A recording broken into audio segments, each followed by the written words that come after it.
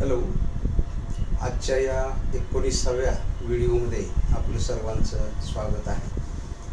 आज आपण एक महत्त्वपूर्ण असा भाग बघणार आहोत, जो की आपल्या लिखाणामध्ये आपल्याला उपयोगाला येईल आणि आपल्या बोलीभाषेमध्ये सुद्धा त्याचा आपल्याला चांगल्या पद्धतीनं उपयोग करता येईल. आणि तो भाग असा आहे की वाक्याच्या सुरुवातीला लेट वापरायचं आणि वाक्य तयार करायचं. त्याच्यामध्ये परवानगीवाचक, सूचनावाचक, त्याच्यानंतर आदेश देत असताना, त्यानंतर निगेटिव्ह स्वरूपाचे वाक्य असतात, प्रस्ताव मांडताना, त्यानंतर एकत्र कृती करायची असेल त्यावेळेस, त्यानंतर रिक्वेस्ट करते वेळेस, अशा वेगवेगळ्या प्रकारे लेटचा आपल्या बोलीभाषेमध्ये वापर होत असतो. आणि डायरेक्ट इनडायरेक्ट शिकत असताना डायरेक्ट स्पीचमध्ये अशा वाक्यांचा आपल्याला उपयोग करता येत असतो. तर हे शिकत असताना आपल्याला अगोदर एक गोष्ट माहिती पाहिजे. या अगोदर एका व्हिडिओमध्ये आपल्याला शिकवण्यात आलेली आहे, सांगण्यात आलेली आहे. ते म्हणजे सर्वनामं जे असतात, पर्सनल प्रोनाउन्स, तर ते प्रथम पुरुषी, द्वितीय पुरुषी आणि तृतीय पुरुषी असतात. त्यामध्ये प्रथम पुरुषी जे सर्वनाम असतात किंवा नॉमिनेटिव्ह केसमध्ये जे सर्वनामं असतात, जसं की आय आहे, तर आयची द्वितीया मी आहे आणि आयची षष्टी आहे माय. तर याच्यामध्ये आपल्याला जास्त करून या द्वितीयेचा उपयोग करायचा आहे, म्हणजे मीचा उपयोग करायचा आहे. जसं आईची द्वितीया होईल मी, तसं उईची द्वितीया होईल अस, तसंच यूची द्वितीया होईल यू, हीची द्वितीया होईल हिम, सीची द्वितीया होईल हर आणि देची द्वितीया होईल देम. तर हे जे द्वितीयेचे भाग आहेत, तर या द्वितीयेच्या भागाचा उपयोग करून आपल्याला अशी वाक्य आपल्या लिखाणामध्ये आणि बोलण्यामध्ये कशी वापरायची त्याविषयी या व्हिडिओमध्ये आपण माहिती पाहणार आहोत. तर ही वाक्याची सुरुवात झालेली असते लेटने. तर परवानगी किंवा सूचना किंवा आदेश आपल्याला द्यायचा आहे, तर त्याच्यासाठी मग परवानगी असेल, सूचना असेल किंवा आदेश असेल, तर त्याच्यासाठी आपल्याला एक स्ट्रक्चर आहे, एक रचना आहे. तर ती रचना अशी की आपल्या वाक्याच्या सुरुवातीला हे लेट आलं पाहिजे, त्यानंतर ऑब्जेक्ट असला पाहिजे आणि हा ऑब्जेक्ट द्वितीयेत असला पाहिजे. सगळ्यात महत्त्वाची गोष्ट, ऑब्जेक्ट हा द्वितीयेत असला पाहिजे. मी S2 असं लिहिलं आहे, कदाचित तुम्हाला असं वाटेल तर सायन्सचा भाग आहे, पण शॉर्टमध्ये मी असं लिहिलं की S म्हणजे सब्जेक्ट, सब्जेक्ट म्हणजे कर्ता, आणि हे 2 लिहिले पुढे. S2 म्हणजे कर्त्याची द्वितीया, या अर्थानं मी ते S2 असं लिहिलेलं आहे. आणि त्यापुढे क्रियापदाच्या पुढे एक लिहिलं आहे. क्रियापदाचं एक म्हणजे पहिलं रूप, मूळ रूप, म्हणजे लेट अधिक O अधिक V1. तर या पद्धतीनं वाक्याची रचना असेल. तर ह्या रचनेप्रमाणे काय वाक्य असतं, कसं असतं ते आपण जरा बघूया. तर पहिलं वाक्य आहे उदाहरणामध्ये, let me try once. Let me try once म्हणजे हे लेट आलं आणि हे द्वितीयमध्ये मी आलं आणि क्रियापदाचं पहिलं रूप आलं हे try. Let me try once म्हणजे काय मराठीमध्ये, मला एकदा प्रयत्न करू द्या असं म्हणायचं आपल्याला. त्यावेळेस काय म्हणूया आपण, लेट मी ट्राय वन्स. दुसरं वाक्य काय आहे, लेट हिम वेट आउटसाइड. हे लेट आहे, हे हिम आहे आणि हे वेट म्हणजे वाट पाहणे आणि आउटसाइड म्हणजे बाजूला. म्हणजे काय, लेट हिम वेट आउटसाइड, त्याला बाहेर किंवा बाजूला वाट पाहू द्या असं आपल्याला म्हणायचं असेल. आता इथं आपल्याला हर घेता येईल, देम घेता येईल, अशा पद्धतीनं वाक्य आपल्याला तयार करता येईल. लेट हिम वेट आउटसाइड, त्याला बाहेर वाट पाहू द्या. त्यानंतर नंबर 3 आहे, let her explain the matter. तिला तिची बाब, तिला तिचा विषय विशद करून सांगू द्या. लेट हर, इथं काय लिहिलंय? हर आलंय. हर म्हणजे स्त्री वाचक आहे. Let her explain the matter, तिला तिचं मॅटर एक्सप्लेन करू द्या, म्हणजे विशद करू द्या, सांगू द्या. त्यानंतर let them play. Let them play, तुम्हाला अर्थ समजला असेल. प्ले म्हणजे खेळणे. लेट देम प्ले म्हणजे त्यांना खेळू द्या. या पद्धतीनं आपल्याला अनेक वाक्य लेटच्या पुढे ऑब्जेक्ट, ऑब्जेक्टची द्वितीया घेऊन त्यापुढे क्रियापदाचं पहिलं रूप वापरून आपल्याला अशी कितीतरी वाक्य तयार करता येतील. चला वळूया आता दुसऱ्या भागाकडे. आपल्याला ज्यावेळेस प्रस्ताव मांडायचा असतो किंवा एकत्र कृती करायची असते, तर अशा वेळेस अशी या वाक्याची रचना कशी असेल? तर लेट अस किंवा लेटस. लेटस आणि हे लेटस हाच शॉर्टमध्ये लिहिलेला आहे. लेट अस किंवा लेटस अधिक आपल्याला काय करावं?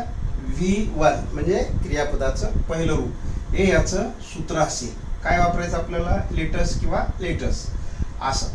तर त्याच्या पुढे प्लस क्रियापदाचं पहिलं रूप वापरायचं. आणि मग उदाहरण कसं राहील? Let us begin the work, आपण कामाला सुरुवात करूया. लेट अस हॅव टी, आपण चहा घेऊया. Let us go to the market, आपण मार्केटला जाऊया, आपण बाजारात जाऊया, आपण बाजारला जाऊया. अशा पद्धतीनं let us go to the market असं आपल्याला इंग्लिशमध्ये म्हणता येईल. तर अशा पद्धतीनं तुम्हाला जेवढे क्रियापदं येतील तेवढ्या क्रियापदाचा उपयोग अशी या पद्धतीनं करता येईल. आता तिसऱ्या प्रकाराकडे आपण वळूया. लेटसचा निगेटिव्ह फॉर्ममध्ये किंवा निगेटिव्ह बोलण्यासाठी, नकारार्थी बोलण्यासाठी याचा कसा उपयोग केला जातो? तर मनाई किंवा थांबवणे याच्यासाठी त्याचं काय सूत्र असेल, काय स्ट्रक्चर असेल? तर लेट अधिक ऑब्जेक्ट, त्याच्या पुढे नॉट असेल. तर हे सूत्र आहे. या सूत्राप्रमाणे वाक्य असं होईल: let him not enter the room, त्याला रूममध्ये प्रवेश करू देऊ नका, त्याला रूममध्ये प्रवेश करण्यासाठी बंदी घाला. या पद्धतीनं let him not enter the room या पद्धतीनं वाक्य करता येईल. आणि याच स्ट्रक्चरमध्ये तुम्हाला इथं वेगळे वेगळे कर्ते घेऊन, म्हणजे त्या कर्त्याची द्वितीया घेऊन, नॉट घेऊन, इथं वेगळं क्रियापद घेऊन तुम्हाला नवीन वाक्य बनवता येईल. या पद्धतीनं आपल्याला निगेटिव्हचा उपयोग करता येईल. त्यानंतरचा भाग आहे, त्यानंतरचा प्रकार आहे निगेटिव्ह वाक्यामध्येच वाक्याच्या सुरुवातीला डोंट घेऊन आपल्याला निगेटिव्ह वाक्य करतात. कसे? डोंट अधिक लेट अधिक ऑब्जेक्ट. डोंट घ्यायचा अगोदर, त्याच्यानंतर लेटचा वापर करायचा आणि त्याच्यानंतर कर्त्याच्या द्वितीयेचा वापर करायचा. जर इथं नाव असेल तर नाम सुद्धा घेता येतं, फक्त तेवढे शब्द तेवढेच कर्त्याची द्वितीयाच घेतात असं नाही. आता उदाहरणार्थ don't let her cry. Don't let her cry म्हणजे काय? तिला रडू देऊ नका. डोंट लेट हिम प्ले, त्याला खेळू देऊ नका. Don't let him run fast, त्याला जोरात पळू देऊ नका. म्हणजे या स्ट्रक्चरमध्ये, या रचनेमध्ये तुम्हाला जेवढे क्रियापद वापरायचे आहेत, ज्या पद्धतीनं वापरायचे आहेत त्या पद्धतीनं तुम्हाला नकारार्थी वाक्यामध्ये वापरता येते. हे पक्क लक्षात ठेवायचं. त्यानंतरचा प्रकार आहे पोलाइटनेस, रिक्वेस्ट. तर हे करत असताना, रिक्वेस्ट करत असताना कसा वापर करायचा? तर वाक्यामध्ये स्ट्रक्चरमध्ये म्हणजे रचनेमध्ये अगोदर प्लीज घ्यायचं, त्यानंतर लेट घ्यायचं, त्यानंतर ऑब्जेक्ट घ्यायचा. तर हे एक सूत्र आहे किंवा ही एक रचना आहे, एक स्ट्रक्चर आहे. आणि दुसरं काय? लेट अधिक ऑब्जेक्ट अधिक वर्ब. वर्ब मूळ रूप. इथं मी असं वन असं करतो, V1 म्हणजे प्लीज अधिक लेट अधिक ऑब्जेक्ट किंवा लेट अधिक ऑब्जेक्ट अधिक V1 या पद्धतीनं. तर या स्ट्रक्चर प्रमाणे काही उदाहरणं बघूया. Please let me know. Please let me know म्हणजे कृपया मला कळवा, कृपया मला कळू द्या. प्लीज लेट मी नो म्हणजे कृपा करून मला कळवा. प्लीज लेट हिम स्पीक, कृपया त्याला बोलू द्या. Please let him speak. आता इथे हिमच्या ऐवजी तुम्ही वेगवेगळे कर्ते वापरू शकता. प्लीज लेट मी स्पीक, कृपा करून मला बोलू द्या. इथे हर घेतलं, प्लीज लेट हर स्पीक म्हणजे कृपा करून तिला बोलू द्या, या पद्धतीने. त्यानंतर let me request you one thing, मला तुम्हाला एका गोष्टीसाठी विनंती करायची. तर हेच वाक्य आहे, विनंती वजाच वाक्य आहे, पण अगोदर लेट न घेऊन आणि अगोदर प्लीज न घेऊन असं दोन्ही पद्धतीनं आपल्याला बोलता येतं. Let me request you one thing, एका बाबीसाठी एका गोष्टीसाठी मी तुम्हाला विनंती करतो, असं म्हणून आपल्याला इंग्लिशमध्ये सुद्धा बोलता आलं पाहिजे. त्या पद्धतीनं बोलण्यासाठी हे स्ट्रक्चर आपल्याला वापरायचं. आता थोडंसं मी तुम्हाला ह्याच्यामध्ये काय केलं आहे की तुमच्यासाठी काही मराठी वाक्य दिलेली आहे. हे तुम्ही स्वतः इंग्लिशमध्ये बनवायचं आहे ते वाक्य आणि त्याची प्रॅक्टिस करायची. काय वाक्य ते, मला बोलू द्या. काय होईल इंग्लिशमध्ये, तुम्ही स्वतः प्रयत्न करायचा आणि तुम्ही बोलायचं. त्याला आत येऊ द्या, त्याला रूममध्ये येऊ द्या, त्याला हॉलमध्ये येऊ द्या, असं आपल्याला म्हणायचं. तिसरं वाक्य आहे, तिला काम करू द्या. तिला काम करू द्या झाल्यानंतर त्यांना काम करू द्या, मला काम करू द्या. या पद्धतीनं काही वाक्य तुम्हाला बनवायचे.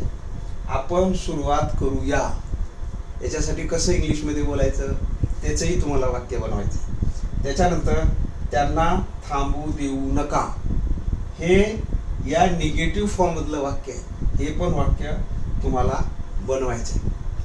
तर असा एक महत्त्वपूर्ण भाग स्पोकन इंग्लिशमध्ये आणि रिटन इंग्लिशमध्ये सुद्धा खूप महत्त्वाचा आहे आणि तो भाग मी आज तुम्हाला समजून देण्याचा प्रयत्न केलेला आहे. पुढच्या भागामध्ये आपण व्याकरणातील शॉर्ट फॉर्म्स बघणार आहोत, त्याच्यानंतर टेन्स बघणार आहोत.